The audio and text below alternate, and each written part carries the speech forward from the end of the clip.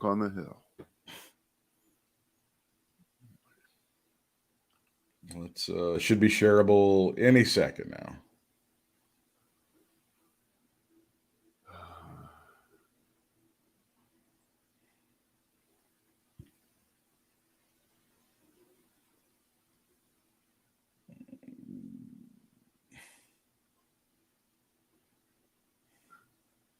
Okay.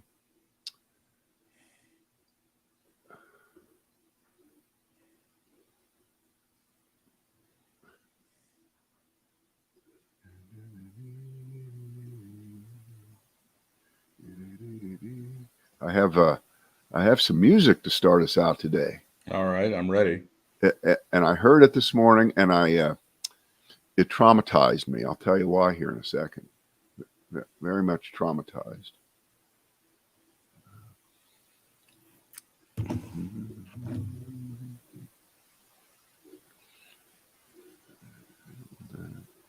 Okay.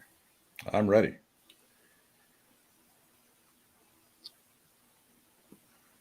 Make sure the thing is ready on the thing. That way the thing will work for the thing. Okay. All right. Ready? Ready.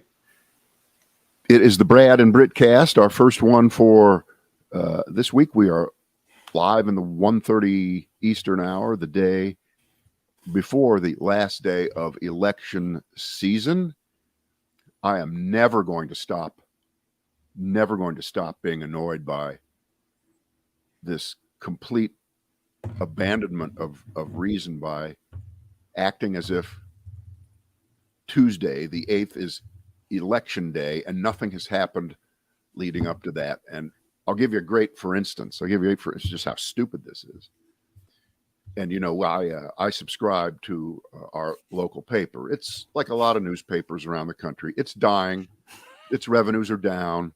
It's been bought out a couple times by these hedge fund rich guys. One of them was part of the Warren Buffett group years ago. And even Warren Buffett said, this shit ain't working.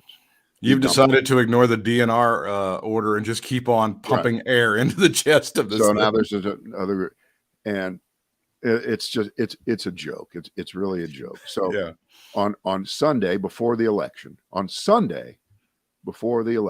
they finally get around to, let's ask the local candidates questions.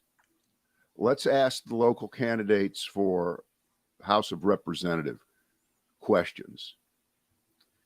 And of course, it's pathetic and it doesn't mean, but I'm thinking, wait a minute. Voting started 3 weeks ago.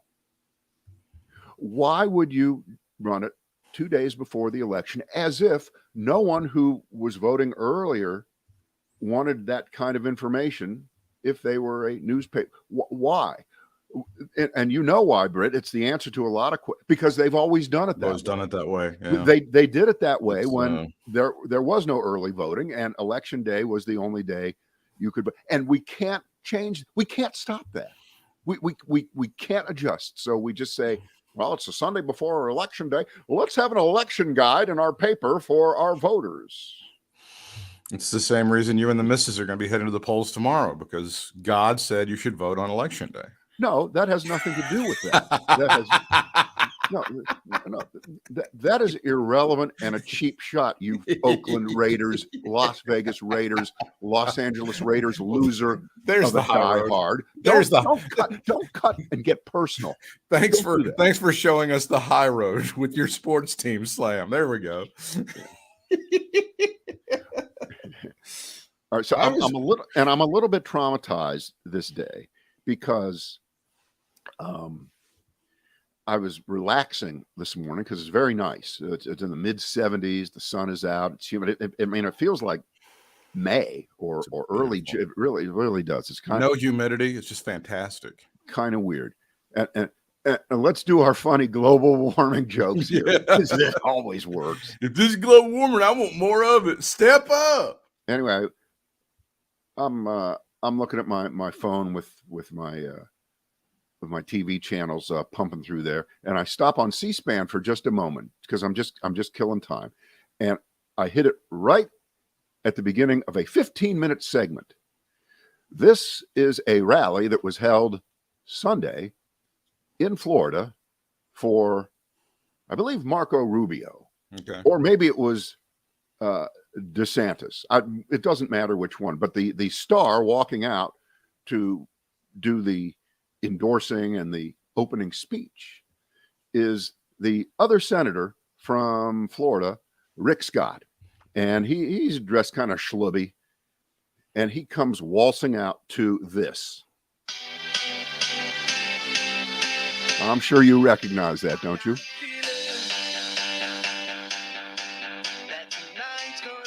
Now, what possible connection to this song by the Black Eyed Peas, let me stop it here, would Rick Scott have to that song? The answer is, because he said, when I won my race in 2010, that was the song we played to celebrate what was about to happen, my ascension. And if it just was that, okay. He lip synced it for 40 seconds. Really? 40 seconds. Looking at Rick Scott lip syncing the Black Eyed Peas, I truly wanted to go into the garage and get an axe and cut my own head off. I don't blame you. I really don't. No, it's got to be the end. It can't continue. But to be fair, that's Rick Scott's version of Some of My Best Friends Are Black. That's like as much exposure as he has to black people. So he feels like that's how he gets to know minorities, is to lip sync the Black Eyed Peas song. Well, I hadn't thought it. So that's what you call outreach? Is that that's right. That's like, that's I can't be a racist. I just lip synced a Black Eyed Peas song from 15 years ago. How can you call me a racist? Can we talk here about the information fallacy? That's the graphic at the bottom of the screen under my picture for folks that are watching. I just made that up right now because, and this has been forever, but I think today it's more important to understand that voting is, of course, an emotional thing. It's personal, but more than ever, it is based on, for so many people, fallacies, false information, manipulation. I mean, my goodness, in the last 24 hours, Vladimir Putin himself has said, and he's happy to say it, guilty as charged. I've interfered in elections before. I'm interfering in elections right now, and I'm going to do it forever. Go ahead and stop me. Sound familiar? Like some other autocrat who does things that are horrible and brags about them and dares you to stop him? Can you think of anybody? Yes, like Elon that? Musk. I think that's who you're referring to. Well, him too. Oh, sorry. But I was thinking, we'll get to him in a second here. But let's start from the West and move east, if we can.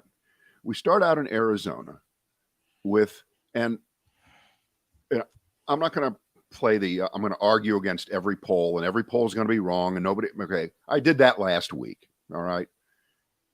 And maybe they really do a lousy job, but the trend seems to be that Carrie Lake will be the next governor of Arizona, and she's running against the current, I guess she's the Attorney General. Is the Attorney General or Secretary of State?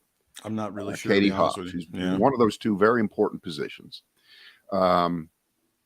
And Katie Hobbs has run kind of a stealth campaign. I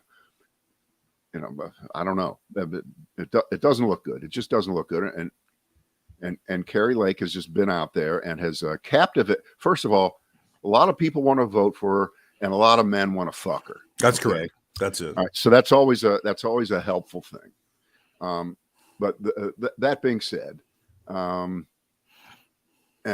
this was known months ago when she first declared that she was going to run for office.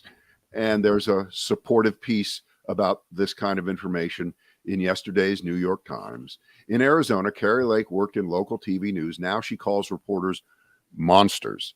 And before you get to any of the details in there, you should know that because she did put in 20 years plus, I think, at the Fox affiliate. It's Fox 10 in Phoenix, being very, very famous. Obviously had good ratings. They don't keep you around for 20 years if you suck. Well, wait a minute. That's not necessarily true. No, it's TV. not. That's not true. Yeah. For the most part, you don't last 20 years if you don't have television skills, you don't communicate well, and people don't give you high Q scores, which she clearly got.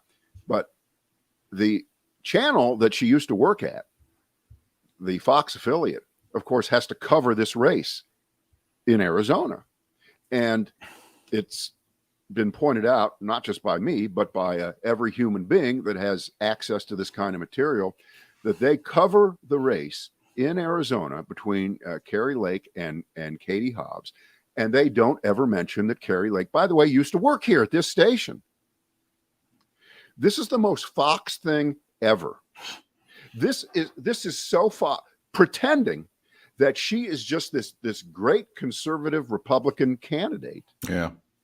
And that she doesn't have any history before that. And that's clearly a decision that they made. And everyone that is now talking, who was one of her colleagues, says she detested guns. She practiced Buddhism. She was, how should we say it, a free spirit. She was always saying that abortion should be legal. No, she did not say that. And this is one of her good friends. The Kari I knew would never have said that, and she wouldn't have believed it either. But she saw the light. But she saw the light when she thought it would work as a political stance. So that's what I call the information fallacy. So it's people that will vote for her based on an image, and obviously running for office is building, and we know that, but there's a limit to it. There has to be some kind of limit to it, where what you're saying in public, when it completely contradicts who and what you have been and really still are, because people do not change their views on a dime, except when it comes to political expediency. We know that. And the sad part of this is that if you would tell everyone who doesn't realize maybe some of these basic facts the truth, what would they say now, Britt? They would say, well, I don't care. I don't care. Doesn't matter. I don't care. Doesn't matter. It doesn't. Exactly. I could watch her take my baby out of its carriage and murder it in front of me, and I'd still vote for her because I love Kari Lake. Yep. And without any sense of shame or self-awareness of her own hypocrisy, although she's probably got that, but is a great actress, she is attacking the press, the media, more vividly than even Trump. She's better at it than Trump was. She calls the media monsters. Isn't it odd that like the Republicans really are the ones who always bitch and hate the media, and the media is terrible? Almost every time they get a chance to vote for somebody who was in the media, they vote for them. Almost every single instance you can ever name. When they get a chance to vote for some asshole that was on TV or radio or whatever, they try to vote for that person. Well, because Britt, they're different. These are the. I mean, here's her zinger. You ready? Let's defund the press. Yeah. All right. Now, I know we shouldn't drill down on something so basically stupid, but because it's playing off of the defund the police fallacy, right? Right. Saying the same thing because the media is so hated. And the press, of course, is also funded by taxpayers, just like the press is not funded by. Who about PBS? It's so dumb. What about PBS? Because Donald Trump Jr. said we got to defund PBS. Britt, I believe that even the public broadcasting system gets a tiny percentage of it. There's a reason that they're always begging people for money. It may be in the single digits as far as percentages of the money they actually receive from taxpayers. You're right. It's a tiny, tiny little bit. But assholes, by the way, that's the Donald Trump Jr. Portion of this is they did find some an envelope with some powder in it at Kerry Lake's headquarters. Yeah. So that may have been. I'll go ahead and say that may well, be. obviously that's something you shouldn't do that. No. On Or allow me to be the asshole right wing person. Sounds like a false flag to me. Tee hee. Fucking assholes. What'd you get that envelope open with? A hammer. Tee hee. Bunch of fuckwads. That's the difference. Is you don't hear people running around going, I think it was they totally planted it themselves and blah blah blah blah blah blah.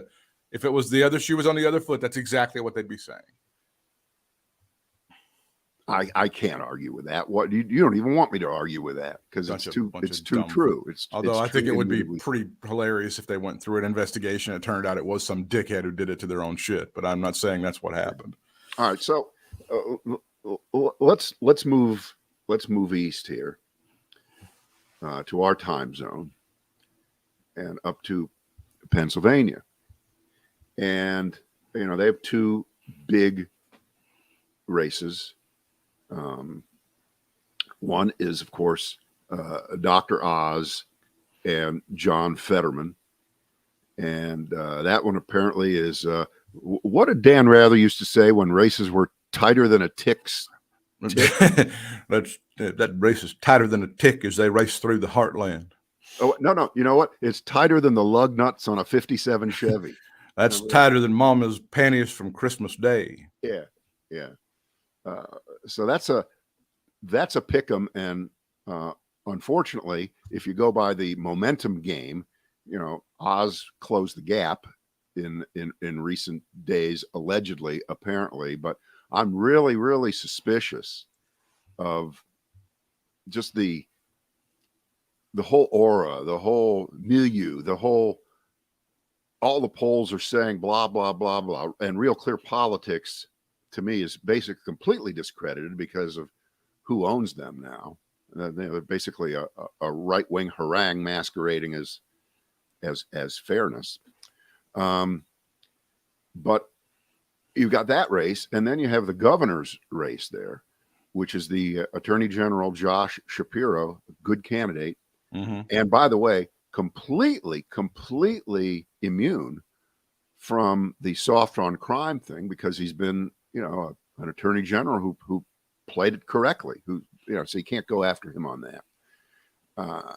And he's running against this crank, Doug Mastriano.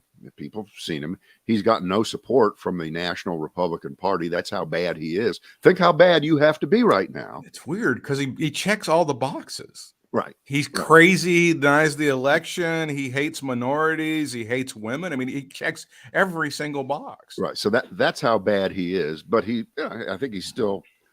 I think it's been like about an 8 or 10 point lead most of the way through. Yeah. So it looks fairly comfortable for John. Mastriano was in Washington at the Capitol on January 6th. I mean, you're right. He does have all the. He does. So I don't know why the Republicans are like, ooh, keep that away from us. Meanwhile, like all these other assholes, give me some more Herschel, give me some more JD Vance, give me some more Kerry Lake. They're all in on that shit. Right. So here's the point. I agree with Doug Mastriano on one point. And this is a point that he made on Sunday. And I was looking at that running log that the New York Times writers do when something like this is going on. Somebody posts something every couple minutes, reporters from around the country, all kinds of things. And Sunday afternoon, Katie Gluck of the Times wrote this: whether intentionally or not, Doug Mastriano appears to be undercutting Dr. Oz, the nominee for Senate in Pennsylvania, when he says that there's, quote, nothing a senator can do to combat crime, arguing that only he, as governor, can deliver. Naturally, he's completely correct in that assessment. Dr. Oz has nothing to do with crime. Dr. Oz, like every Republican that you've seen in every debate, as one of their main attack points against whoever the Democrat might be, and it certainly happened here, but it happened there. If you saw their debate a couple weeks ago, Fetterman and Oz was talking about how soft on crime John Fetterman is. soft on crime, but they're running for U.S. Senate. And Mastriano, who, inadvertently or advertently undercuts Oz's argument there, although I'm sure, Britt, no one heard this. No one paid attention to it, and it doesn't mean anything. But he's right. He's completely right. No senator has anything to do with local crime, your neighborhood being safe. Okay, they vote on gun control legislation, right? What else would they be doing? The answer is nothing. No. They're not your county sheriff. They're not the governor. They're not the mayor of your city. It's a stretch, but I mean, police. In the federal government, you can have part of bills be grants toward local police departments, but that's stupid. I mean, also your congressman has something to do with that. Also, the president has something to do with that. That's not just the purview of a United States senator. So the whole thing is, it's stupid. It's really, really dumb. But I just found that as an aside remark that he made, true. It is correct. That doesn't mean that Mastriano should get your vote to be the governor of Pennsylvania, nor should it be the only reason that you vote against Oz, who's lying about the fact that Fetterman is soft on crime and that would hurt America and make your life less safe and your kids less safe when they go to school if he became a U.S. senator. The 5,000 degrees of separation between items like that are unimaginable. But again, it's the information fallacy. We just talk about these things as if they have some merit to them. Britt, we saw it on display where we are here in North Carolina. Ted Budd attacked the Democratic nominee for Senate, Sherry Beasley, who was a justice of the North Carolina Supreme Court, the Chief Justice, and was an appellate court judge for many, many years before that.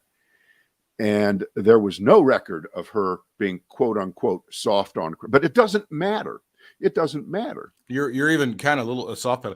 Sherry Beasley is pro-rape and pro-child molester, according to the Ted Budd campaign. Britt, I think that just goes without saying. She said, this is something that they've tried to tar. Even you've seen the ads for Sam Ervin IV and all this stuff. He's finally having a campaign for the Supreme Court and all that stuff. That this is what they do is they had some sort of, there was a thing that they used to use to track offenders, sex offenders, and apparently this ran afoul of, I don't know, the Fourth Amendment of the United States Constitution. So they had to rule against that. So this means they want to drive child rapists to your house and watch them rape your kids. That's essentially the ads that I'm seeing anyway. Right. So if I have any frustration here going into November 8th, which is the, you shouldn't call it election day. It should be called last day you can vote day. I know I'm obsessed with this, but that's what it should be called. Yeah. Right. Well, and I think the point that you made either last week or the week before about people who are going to split their vote in Pennsylvania, and vote for Shapiro, but then somehow vote for Oz. How does that, how the fuck do you, mentally, how do you get there? And you may have seen the piece, I think it was in the New York Times, about Bucks County. That's Doylestown outside of Philly. And about how they just kind of swing back and forth. And Doylestown is I don't know if it's the best kind of little case study for the United States of America, but it's a pretty good one. And I just don't understand if you're in that county and you go, well, I like Shapiro. He makes a lot of sense to me. But on the other side, I think this Dr. Oz has some good ideas. I don't think everybody that would split the ticket might think that way. They might just think that Mastriano is just an unacceptable piece of shit. Okay. And Dr. Oz is like a junior varsity and level Dr. piece Oz of shit. Not quite as smelly as Mastriano is. So I mean, there could be some of that. There's also, boy, and I hate this one. We're in Pennsylvania now, Britt. I'm going to vote, of course, for Josh Shapiro because he's a reasonable guy and he did a pretty good job as Attorney General. And Mastriano, that's just a bridge too far. But I like the idea of divided government. Ah, So I want the Senate in control of the Republicans as a check on Joe Biden. I definitely want that. So I'm going to vote for Dr. Oz. And well, the fact that now he's you've not, the fact that he's not from Pennsylvania, I don't care. Yeah, the fact that that he's that nuts and he that has just no doesn't matter. ideas. If it was a Democrat running, not from Pennsylvania, it would be the end of the world. Of course it Course, would we be. know that. Of course it would be. But this is Now you said the magic words divided government, and that is what our good friend Elon is encouraging independents to do. When they sent out a quote saying, or he sent out a tweet saying, I urge independents to vote Republican in the upcoming election because we need divided government. Britt, I think, and you want to talk about that isn't an October surprise. That's a November surprise for the Democrats. I love it. That's the great. Who has the worst reputation in this country right now of anybody for being a prick, a rich guy who loves to fire people, and whose business prowess, as great as it's purported to be, may be more illusionary than was originally thought, because he made the worst business deal in the history of business deals. It's Elon Musk. So am I, as an independent, going to listen to what Elon Musk says the day before the election?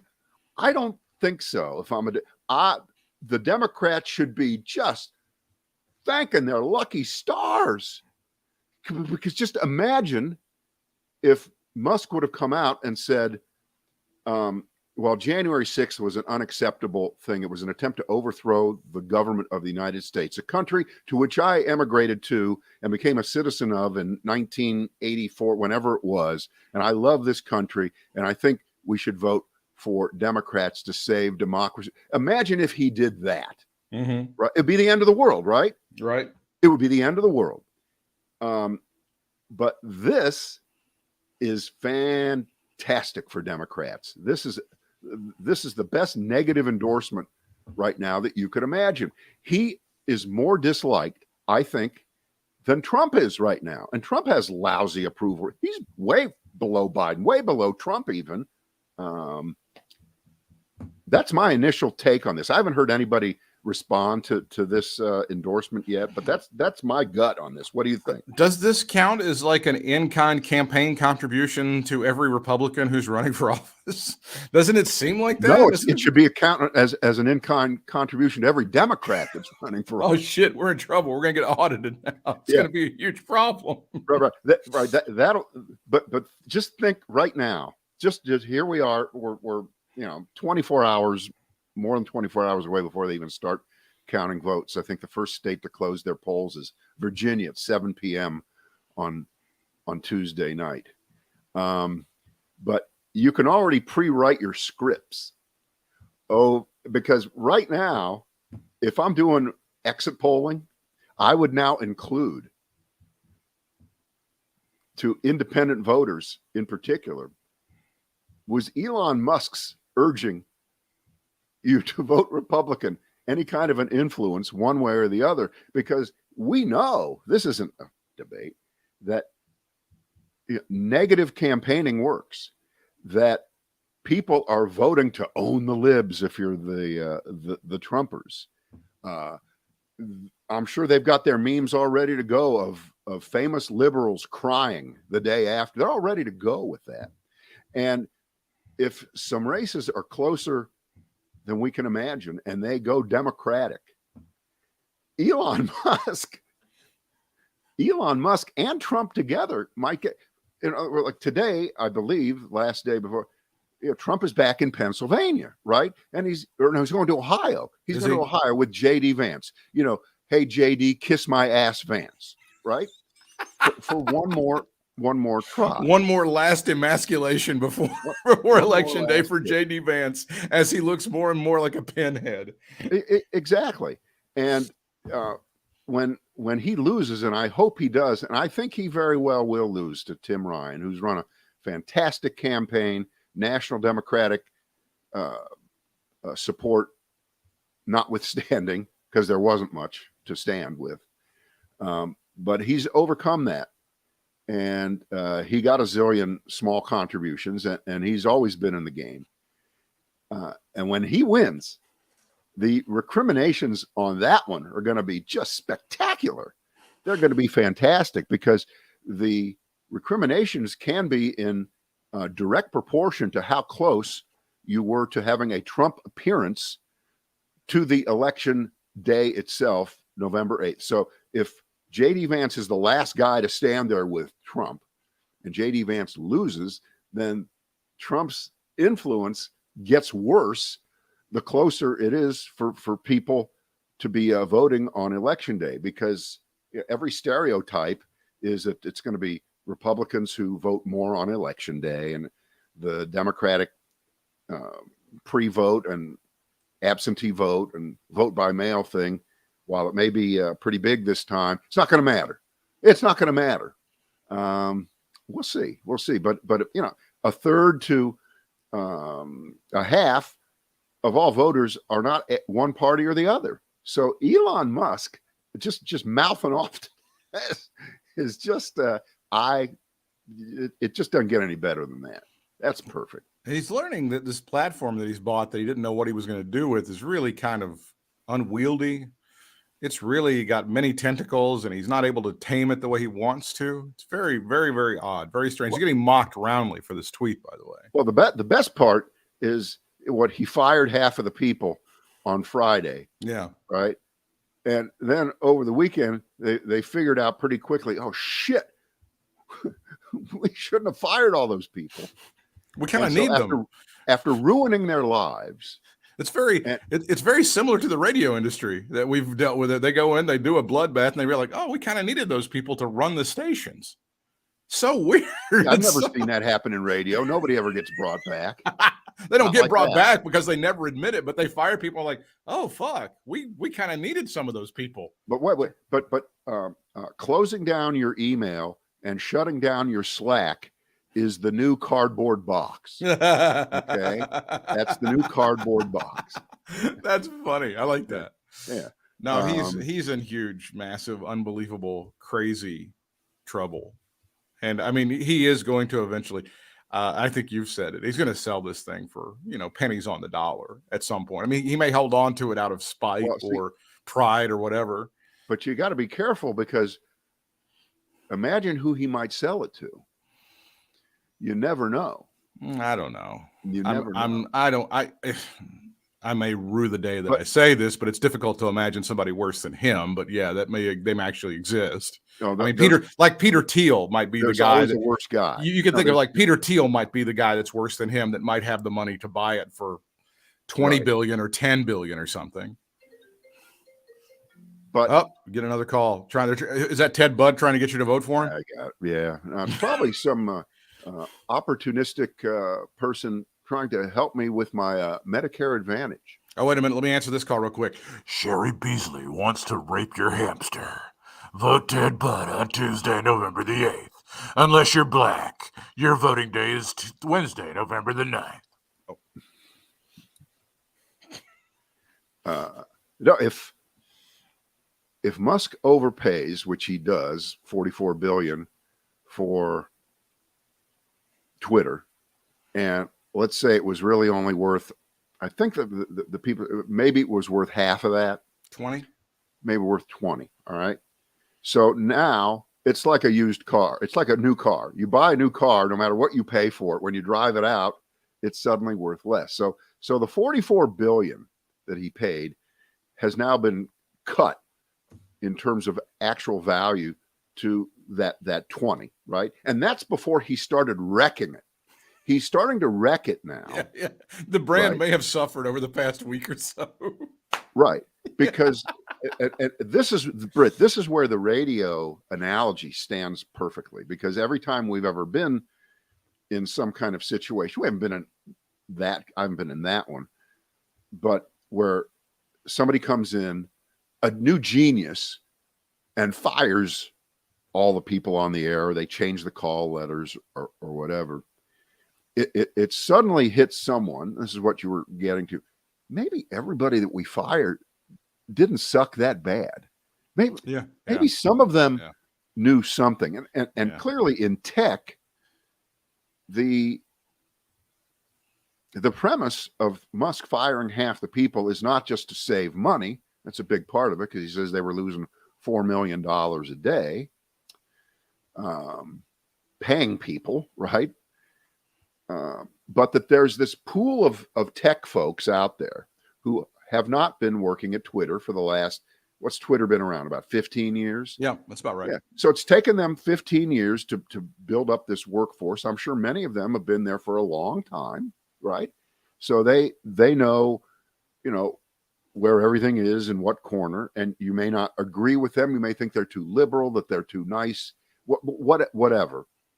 But to think that there is this new group of people you could bring in there, which he doesn't really intend to do anyway, because he wanted to cut the size of the workforce.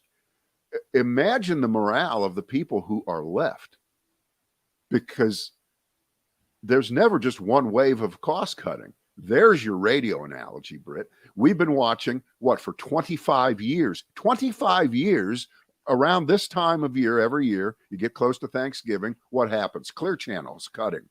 Well, right? it's iHeartRadio. It's iHeartRadio, whatever. Everybody Chancellor. fires them. Britt, I'm going to go back 9 iterations of Clear Channel. Sure. Chancellor Media. Top that one. Go ahead. Come on, bring it. It's RKO, Mutual. Yeah. Yeah, because they missed their numbers, and then the holidays are coming out, and it's time for you people to die. But again, I with radio, at some point you reach the point where there's not. I don't know how they keep finding people to fire. It's almost like they have to hire people to fire at this point. Yeah.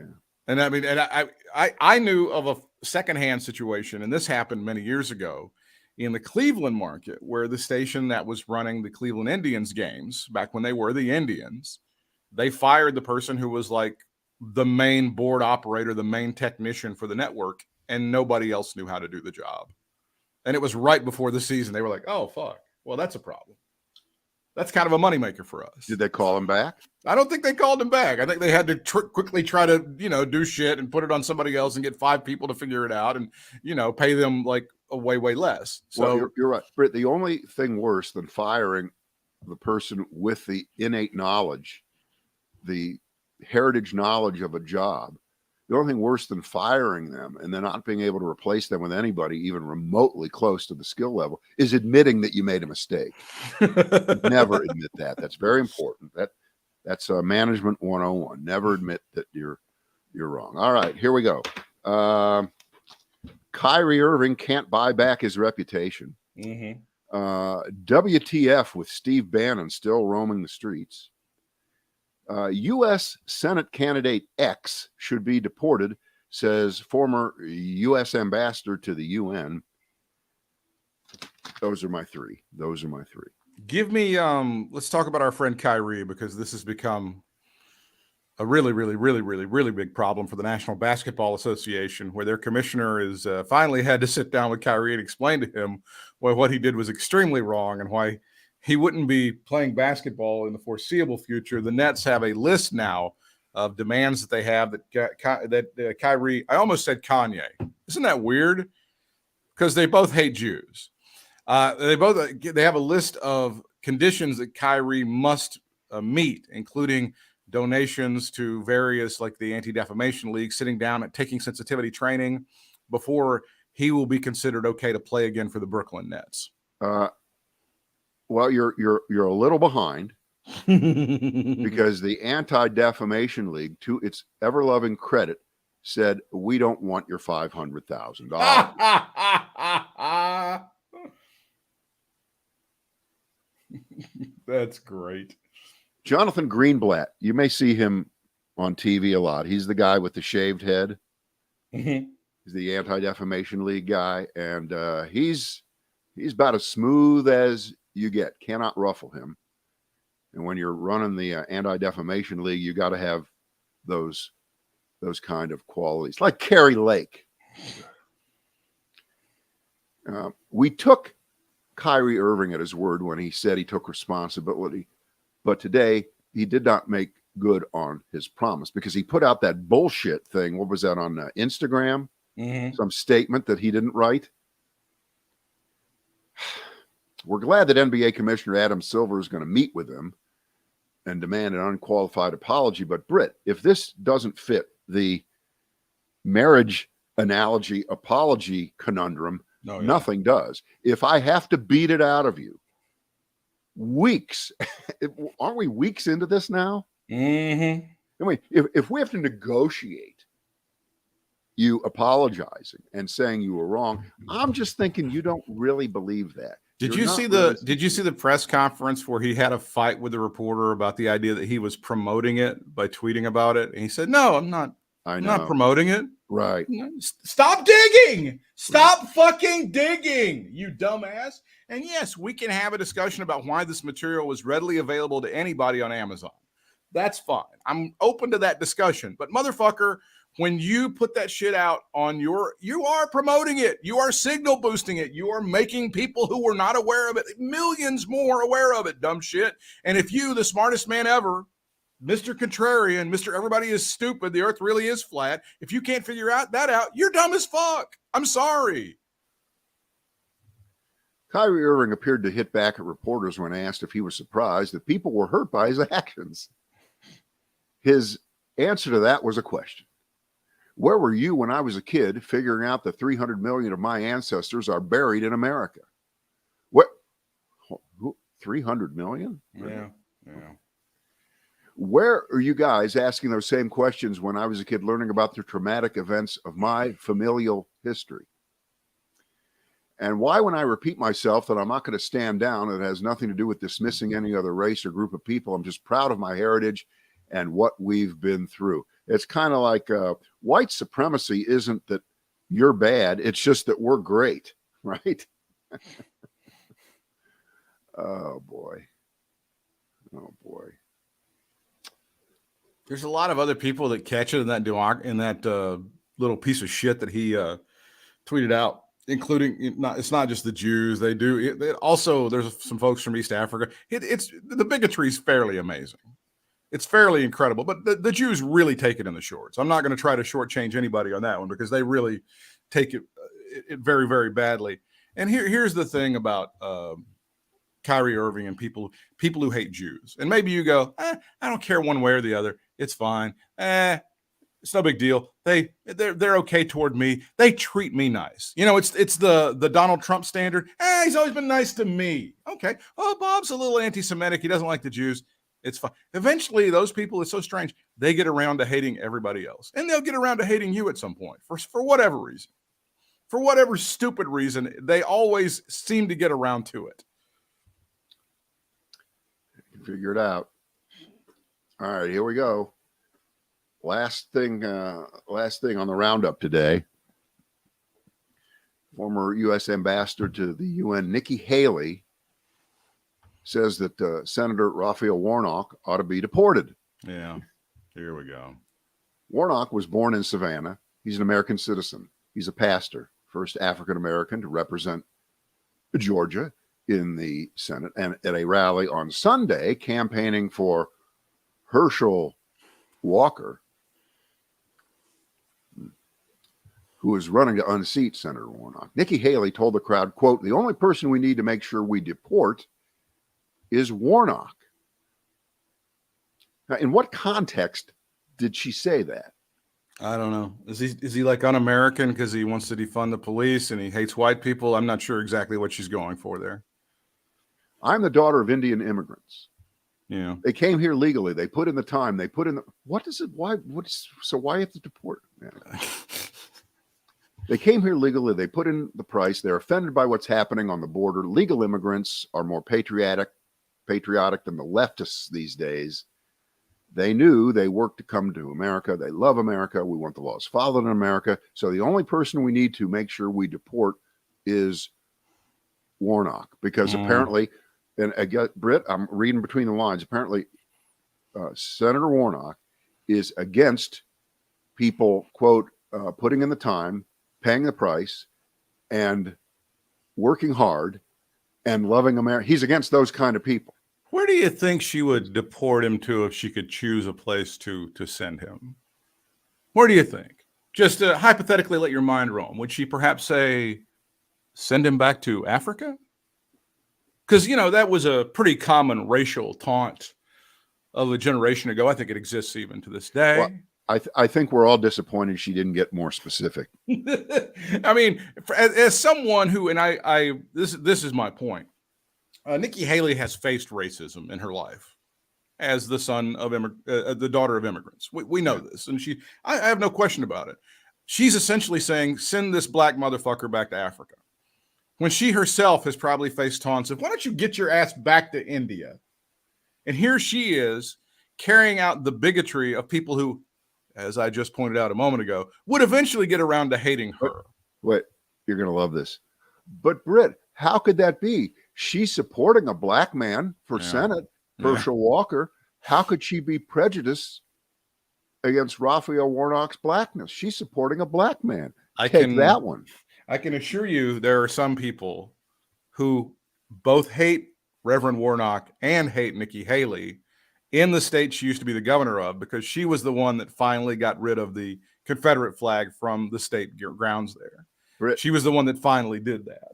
I heard, that guy who does the polling company, the Trafalgar Group. Yeah, you've heard of that one. They were kind of the outliers, and they've hit a couple. They've hit a couple of Mattress Mac kind of winners in the last few elections. By the way, is Mattress Mac playing the Powerball tonight? Well, he doesn't. I don't think he needs to, but fine. Yeah, if he wants to. I'm good. I bought tickets yesterday. I was in Walmart. And I bought it from a machine. I never bought one from a machine before. You never did that? No, it's always with a person. Yeah. And good experience, though, right? But I'm practicing my sound bites. Well, I was in Walmart on Sunday, and I thought, well, should I buy them? And then I did, and wow, I was as surprised as anybody. By the way, I'm not quitting my job, and I'm going to buy Mom a house. Okay. That's hilarious. Yeah. So Trafalgar was being interviewed, and he was going around the country touting every race and telling you who's going to. By the way, he thinks Tim Ryan has a really good shot in Ohio. And the subject of Georgia came up. And Trafalgar said, for the last week, and you're going to just strap in when you hear this, because half of it sounds okay and the other half you're going to figure out, that there has not been that much news about the election in Georgia, either the governor's race or the Senate race. May I guess why? Dooley, because of the death of Vince Dooley, the great University of Georgia football coach who guided them to a national championship 40 fucking years ago. Wait. He's like the Bear Bryant of Georgia. And Britt, I know you don't know this. People here in the South take their college football really seriously. It's offensive. I know you don't know that. It's offensive to call him the Bear Bryant of anything. But wait. So I shudder to think, and I haven't seen any articles about this. I haven't read anything. I can guarantee you that Herschel Walker's campaign and Herschel himself have exploited the death of Vince Dooley right now to their benefit here. Do it for coach. Week. Vote for coach. Yeah. For all I know, Dooley recorded an endorsement, 3 months ago, long before he died. We don't know. I don't know. Hey, Warnock, you got an answer to that one, huh? So the future of the entire country, democracy itself, could hinge on the information fallacy that lofts over every one of these races, where people vote on false premises, on lies, on issues that do not exist except in the minds of political consultants who cook them up and run with them and create them out of thin air. And it could be the death of Vince Dooley. Had it happened 2 weeks from now, if Herschel Walker loses by a hair, they'll go, well, okay, if Vince Dooley would have died, he would have won. But now he has died. And if he wins by a hair, what if that's it? I don't know. I'm gonna have to think about all this. That'll It's- do it for today. It's We'll very try to- depressing. Very we'll depressing. Very depressing. You get a good night's sleep. Wrap yourself in some bubble wrap so you can be able to vote tomorrow. That's all I care about. We'll get it done. That's not a problem. We'll see you tomorrow.